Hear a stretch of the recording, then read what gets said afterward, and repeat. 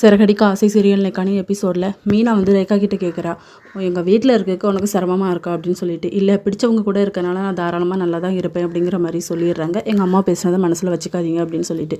அடுத்த சீனில் மனோஜ் வந்து கடையை வந்து இன்னும் டெவலப் பண்ணணும், ஆஃபர் ஏதாவது போடலாமா அப்படின்னு சொல்லி பேசிக்கிட்டு இருக்கும்போது அவங்க அம்மா வராங்க. ஏண்டா, நான் இப்போ வந்து அந்த வக்கீலை தான் பார்த்துட்டு வரேன், நீ வந்து அந்த ரோஹிணி குழந்தை உண்டா இருக்கல, அந்த குழந்தை உன்னோட குழந்தையா அப்படின்னு சொல்லி கேட்குறாங்க. அதெல்லாம் இல்லைம்மா, எனக்கு அதுக்கும் எந்த சம்மந்தமும் கிடையாது அப்படிங்கிற மாதிரி சொல்லிடுறாரு. சரிடா, நீ வந்து வேலையை பாரு அப்படின்னு சொல்லிட்டு கிளம்பிடுறாங்க. உன்னை நம்பி தான் போகிறேன் அப்படின்னு சொல்லிட்டு.